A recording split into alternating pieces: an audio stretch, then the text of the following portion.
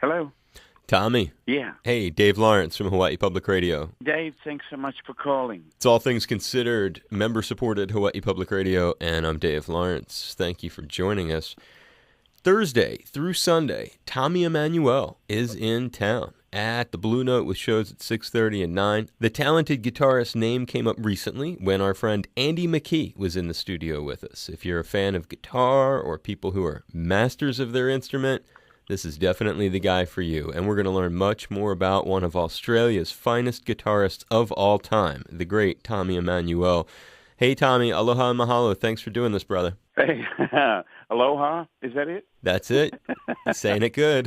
Hey, thanks so much for calling, and it's a pleasure to be on public radio. And yeah, All Things Considered is I've listened to it many times because I live in Nashville, Tennessee, even though I'm an Australian.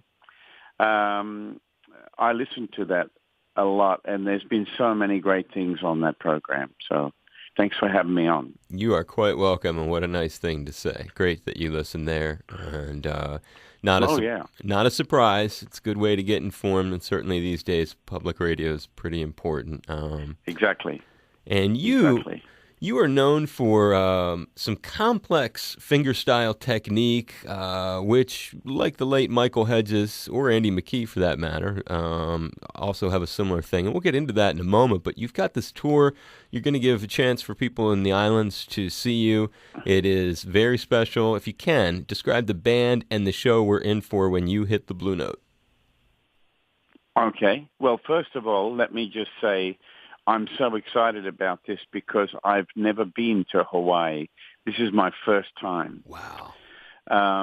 And I've played the Blue Note in other clubs cities or in different parts of the world. One in New York, one in Milano, in Italy, and one in Japan. And I've played those clubs all over the place. But so I'm excited. Andy McKee, who's a dear friend of mine, Andy said how much he loved being there, and said to me, "You got to go to Hawaii. You'll love it." And so it's extra. It's made extra special for me. I have to say, because my children will be with me. I'm bringing my whole family. I have 3 daughters and my wife, and we're all going to be together in Hawaii. How old are your daughters? So, we're 30, 18, and 2.5. You got it covered, don't you, Tommy? Every era. I'm a very lucky individual, that's for sure. I have healthy, beautiful children, and you can't ask for more than that. God bless you and your children. What's the? Thank you. Are you coming solo, or you got some cats playing with you? Okay, so yeah, let's get back to business. I'm solo, but the band is in my head.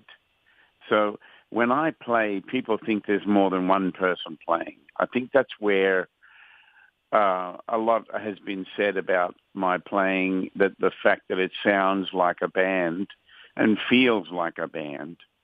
And I don't know how that came about. It's just evolved. My style has evolved through my life. And, I've been playing a long time, about 57 years, I think it's been. I've been playing. And my style has evolved, and the feeling of what I do has evolved as well.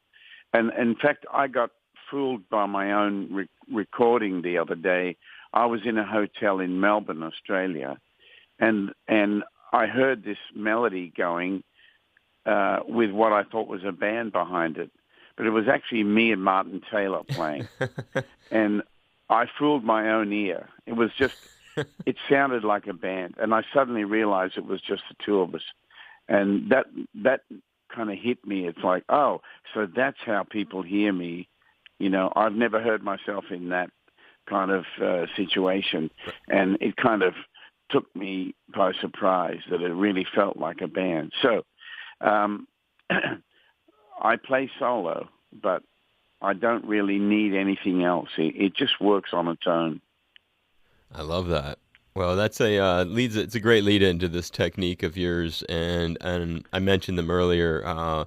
Both Andy McKee and clearly prior to him, Michael Hedges have an extraordinarily percussive guitar technique. Andy was telling me a little bit about playing at your guitar camp thing, and when I was studying your when I was getting into your history, how much and you maybe I don't have it right, but I'm looking at this and I'm thinking like, how much does your mother teaching you to play lap steel guitar at 4 years old factor into this technique today? Well, when I think about the earliest memories that I have of playing music, it was mostly Hawaiian music. We were into soul hupai. We were listening to a program on Radio Australia called Hawaii Calling. And we could hear traditional Hawaiian music with bands with lots of ukuleles and steel guitar and singing and all that sort of stuff. We could hear it on coming out our radio, and we were able to work out a lot of those songs. And so that was my first real love of music. And then my mother bought records by, Hank Williams, Jim Reeves, Marty Robbins, Skeeter Davis, and people like that. And that was the music that really set a fire in me. And then, of course, we heard the Ventures and the Shadows and Dwayne Eddy and people like that.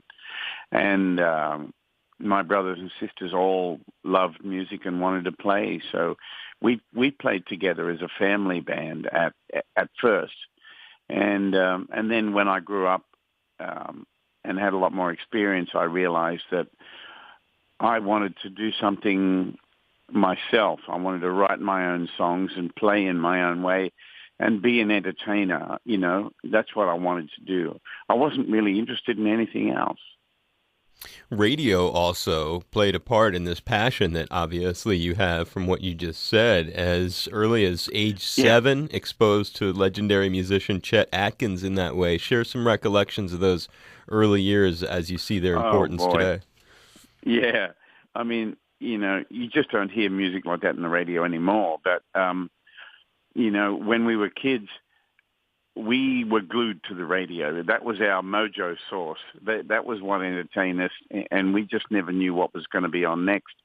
And I remember tuning in and hearing Chet Atkins on the radio, and it was just a unique sound. It wasn't like anybody else, and it was so exciting. And I remember in the 60s, the early 60s, the name Chet Atkins was on everyone's lips. He was the guy. He was the one that everybody was looking to. Some people were just, dumbfounded, and some people just didn't believe it. They were like, oh, it's a recording trick. You can't really do all that, and blah, blah, blah, So there were a lot of cynical people around who felt that it was a recording trick. But, of course, Les Paul came before Chet, and Les's records were very clever. They were full of recording tricks, and his playing was magical. But Chet didn't do recording tricks. He just had an amazing ability.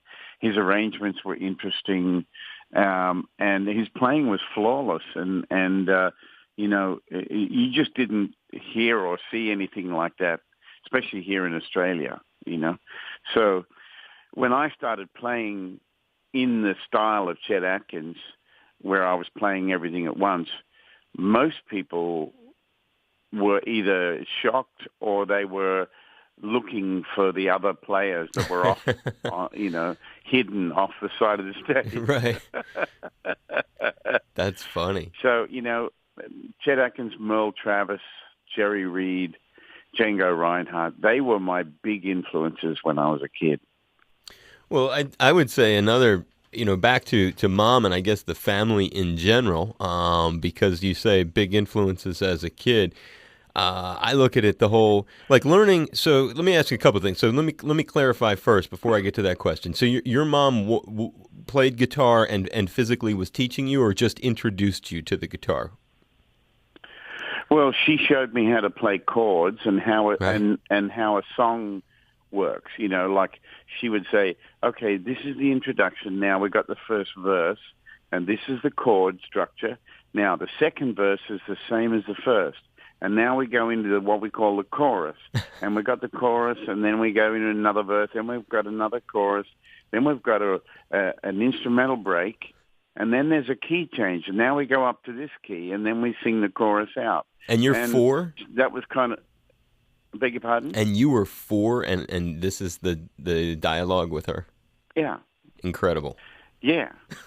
Yeah. Well, you know, I had an understanding of music. This is what's hard to explain, actually, Dave. You try to tell people that you would hear something on the radio and sit down and work it out by ear. People won't believe you. They'll say, you must have had a video to watch, or you must have had the music written down. And neither was the case. We would hear something and work it out and play it. And it just came naturally to us. And we didn't have the luxury of teachers, or there was no videos in those days. There wasn't even a TV set. You know, there was nothing, just our raw abilities, you know. And my brother, my closest brother, Phil, who is 2.5 years older than me, because he was older, his ear was much more advanced. And so he would hear a song and latch onto that melody and the chord structure like a dog on a bone. And he'd say, "Hey, get over here. I'm going to show you these chords." And he'd show me the chords. He'd say, "Now play that." And then he would play the melody over the top. And we'd have a new song that day, you know. And that's how it was. And, you know, it's hard for people to grasp that, but that's just how it was. It just came naturally to us. Well, your story, you know, you talk about learning and him teaching you stuff. There's taking 5 steps back and thinking about your family. At 6 years old, you're a working, traveling, professional musician. You're with your family. Yeah. You guys are living out of a station wagon, touring Australia. So you talk about experiences that shape a person for life, and now you're a touring musician. You're still playing the instrument that your mother sat you down and explained in that profound way at 4, teaching you about chords and key changes. So, I mean, that just shares some insight into that troubadour beginning, which obviously has to have had a huge impact on you. Well, I'm sure. I mean, it was the most unusual life. But, you know, I'm still doing the same thing, except that the only difference is I'm staying in nice hotels, I'm flying around, I'm playing in beautiful halls, and I'm actually making a reasonable living at it. And you're not in a station wagon. When we were kids, we were always broke, we were always poor, but we were always happy. We didn't know that we were poor, you know.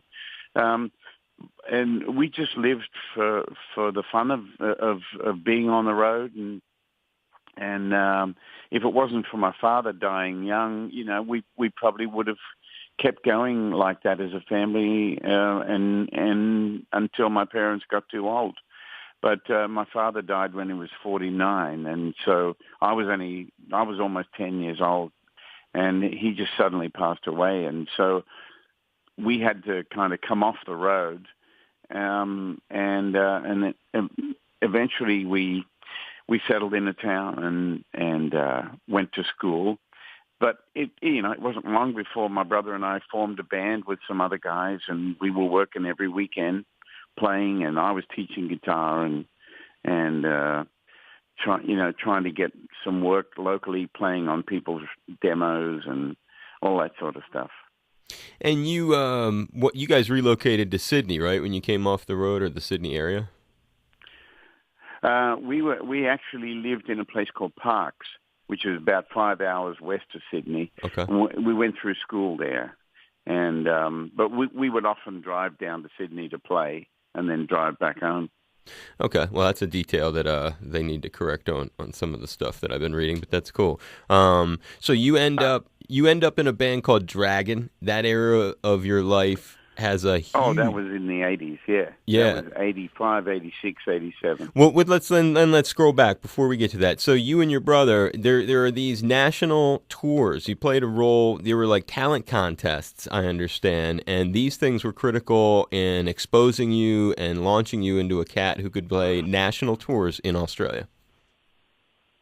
Oh, sure. Yeah, that was in my early teens. We were playing on TV shows. There was one show called New Faces. There's another one called Showcase. There was another one, 6 O'Clock Rock. There was Bandstand. There was all kinds of shows. There was a Tonight Show, Good Morning Australia. There was all kinds of TV shows. But what we did is we entered in these band contests, and when we won an appearance on television or a chance to play, for a record company or, something like that, or a chance to play on radio. And really it was just about any opportunity to try and further yourself in the business and get yourself out there. And that's what that period of my life was all about, trying to get somewhere in the business. What is a crucial tour when we think like the late 70s, perhaps, as you're developing, getting a little older? What's something that sticks out as one of the critical tours that maybe helped shape or help launch, as you're talking about gaining exposure and how these contests had a variety of ways of gaining you exposure, in the same way as you then expose yourself via the tours? Anything stick out as a really important, maybe you met somebody on the tour, an agent came into your life, that sort of thing? Well, in those days, in the 70s, I was playing in kind of R&B bands and rock and roll bands. And I was living in Sydney, and I was a studio musician, so that's what I was trying to do. I was trying to gain experience in how to play all kinds of music, really. And I was constantly surrounded by people who specialized and that I could learn from, people who specialize in jazz and some people who were, into R&B music or funk music, and I was trying to learn as much as I could. There were times when, I didn't have time to eat and sleep. I was too busy learning songs and music and so excited about it, But my vision was always to be a concert player. That was my eventual goal, which is what I'm doing now. I'm living my childhood dream at this point in my life. Well, I got to believe a first tour that would be like a tour that would be a mind blower for me, at least. But you're a really accomplished guy. I don't know how it factored in, but you end up in this band Dragon. It's the 80s, the huge tour, 1987. That had to be. Is that your first run-in with a massive celebrity of that proportion on tour? Right. Well, we were on tour with Tina Turner, and that was an amazing tour. We did 36 dates all around Europe, and she was amazing, and her band were great too. But I think the tours that changed my life as an artist and elevated me to another level would have to have been in 1988. I toured Australia opening for John Denver. Wow. And that was to 20,000 people a night. And then in 1990, I toured with Eric Clapton as the opening act, and Eric was very nice to me and very kind, but that tour single-handedly elevated me to another level. And when I went back out on tour on my own, my crowds were much, much bigger, and people were much more aware of me. And it's like, because people saw me on that stage up there before Eric Clapton, I think they were in shock that there was someone who could do that in their own country, kind of thing. And I think it had a big impact on my life. And watching Eric every night gave me the kind of confidence that I needed to really push myself further. Do you still remember the first time you met him? That had to be a little bit of a jaw dropper. Well, it was in the city of Adelaide in Australia, and the first show, in the afternoon, we were doing our sound check, and Eric's guitar tech, Lee Dixon, came over and said to me after the sound check, "You guys are really good, and I'm going to get Eric to come early tomorrow and see you." And I said, "Oh, thank you, you know." And sure enough, the next night in the same venue, I came out to play, and I'm about halfway through the first tune. I look over, and there's Eric hiding behind the curtain, kind of watching me. And then I got an invite back to his dressing room, and him and I talked a little while. And you know, he's a guy of few words, really. He's a very laid-back kind of guy. And he just said to me, "Well, it's obvious you've been doing this for a long time, and I think you should keep going," you know, kind of laughing at me. In other words, that was his kind of backhanded compliment. Right, you know? right. And, yeah. Well, that's typical Clapton. Watching... Say again? That's typical Clapton. You're right. Man of few words, and that is the kind of... Yeah. I can just see him saying that. Yeah. It was like, "So you've been doing this a long time, haven't you?" You know? "Well, you better keep going," you know, just like that. That's funny. That's typical. And that was what, 90, did you say, Tommy? That was 1990, yeah. Okay. Yeah, right around an era in his life when things started to really, the terrible experience with Connor, I guess was his name, falling out of the window. Yeah. I'm trying to think, that was like sometime around then. Maybe it was like the next year. That was 94, I think that happened. Was it really? Okay. That was when Tears in Heaven came out. Right. The Tears in Heaven. So any other, you never got a chance, I'm assuming, but maybe assuming is making a mistake. Did you ever get a chance to play with Eric when you were doing that? On that tour, no. Eric didn't have. He wasn't a jammer, right? You know, on tour, he would just turn up, walk on stage, and do his show, and then he'd just disappear. You would not see him. No, it's what I've always heard. Everybody around him were really great people. And you never got really to do it later? You never got a chance to do it at another point in your life, or did you? No. Well, that's something to hang out there, and it can be in the future. I wouldn't doubt that it... absolutely. And how about Tina? Keep your options open. Exactly.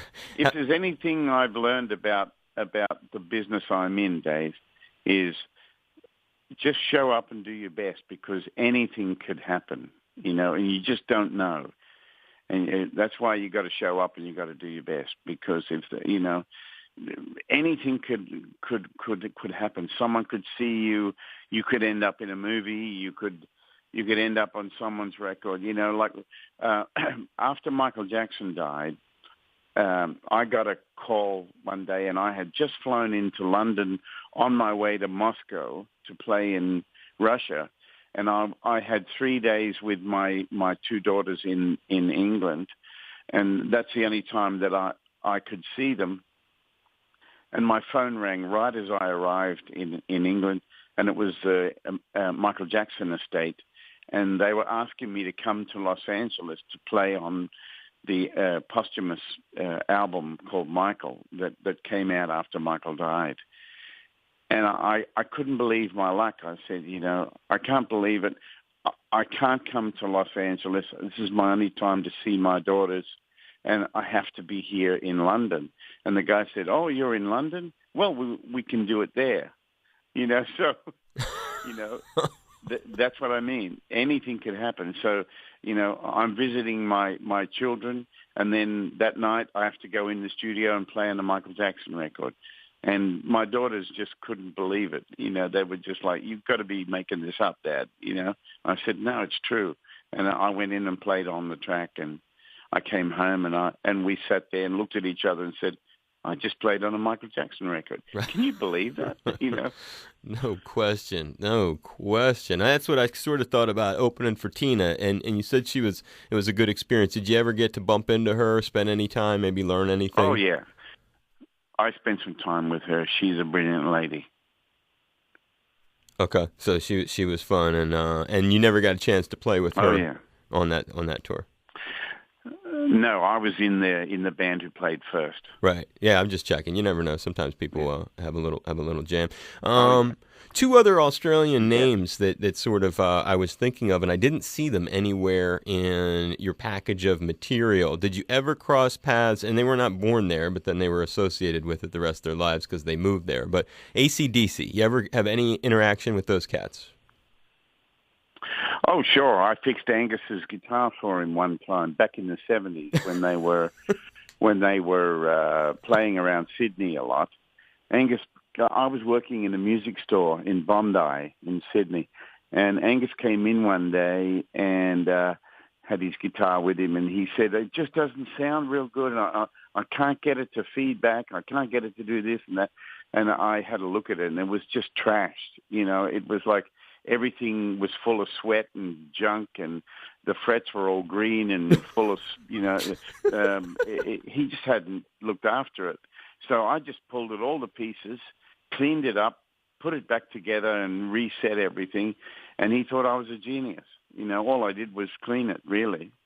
And it was as good as new after it had been looked after, Did you know who he was when he came in the store? Had they achieved that kind of notoriety? Oh, everybody knew who Angus Young was. Absolutely. Okay, so they had already had a few records out when this happened. Well, they were doing big business in Australia. Everywhere they played, there were thousands of people. Right. Yeah, no doubt. They well, that's great. You fixing his guitar. I knew that you'd have a story like that. Again, that was a long time ago. Still, but it fits into your legacy. It's just it's one part of the, like you said, you have to show up, you do your best. You were there at the store and look what happened. So it's now you got a story. Right. That's what happened. And you got a story to tell, and it shows a little bit of your prowess. Final one of those cats that just comes to mind is, and not a lot of people in America have heard his name. I was lucky a couple of years ago, 4 years ago, I got to go to, I went to Sydney, saw a bunch of concerts when I was there. Saw Ringo, saw Barry Gibb, I saw Cliff Richard. And at one of the and the last one that I saw was Carole King, and she had an opener on the bill, and he was out there solo with his guitar, and he ended up playing this one song that gave me chills. The song was called Solid Rock. The artist was Shane Howard. Oh, Shane Howard, yeah, from Goanna. Yeah, exactly. I remember Shane. He's a brilliant writer. Yeah, we're standing on solid rock. We're standing on sacred ground, living on borrowed time. That's a great song, isn't it? That's powerful. You just saying it like that. That's a powerful song. I got chills. Yeah, man. Yeah, Shane's great. He's still out there doing it, and he's another guy like myself who wants people to be united. Color, creed, whatever, it doesn't matter. We want people to be united. I feel the same way. Music is what brings us together. Absolutely, 100% raised that way myself, and Solid Rock, and Tommy's mentioning that because the song deals with the concept of essentially taking land from the Aboriginals, correct? That's right, yeah. It's happened all over the world. It's not just Australia and it's not just America. It's everywhere. That's right. But as Tommy was saying, it's a powerful song. When Shane introduced it, it was you could even tell some people in the audience are uncomfortable with it. Other people were really grateful to hear it. It's one of those. Yeah, it's just like a powerful song. Obviously, more so in Australia, where people can have a better idea of what he's saying in it. But like you said, it's a universal thing, and obviously. United States has plenty of shame with the stealing of an entire continent of the Native Americans and enslaving millions of people. Yeah. So I know what you mean. It is universal, isn't it? Well, exactly the same thing happened here. Right. So but believe me, you're not alone in that. But we have to learn from the mistakes of the past, and That's a very good way of looking at it. For a guy like you who's done so much, as a final sort of question, you mentioned a couple people that you haven't jammed with, but you've been up close to. When you think of yourself and the kind of people who you would really enjoy maybe learning from or working with just because it would be a thrill because you admire them, who's on that list of people that you would really still like to find yourself collaborating with or maybe even produce them? I mean, you know better than me what's in your mind, but there has to be somebody left on that list or a few people. Oh, there are so many. I mean, there are so many great artists out there. Elton John has always intrigued me and thrilled me with his songs, his songwriting, how powerful it is. He's just an artist that has been a great example of someone, doing what they do on such a level. Him and Stevie Wonder, Billy Joel, those kind of people, to me, they're much bigger than life itself.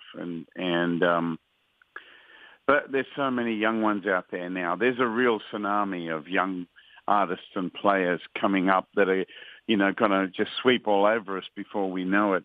So, and I'm looking forward to that. I'm looking forward to seeing who's going to change the world of music over the next 20 years, Well, you picked three big ones, though. I love the three that you picked, and I'll be hoping that I can. When I hear there's a new Sir Elton John release with special guest Tommy Emmanuel, I'm going to be making tracks. I'll be getting on that song fast, Tommy. I wish.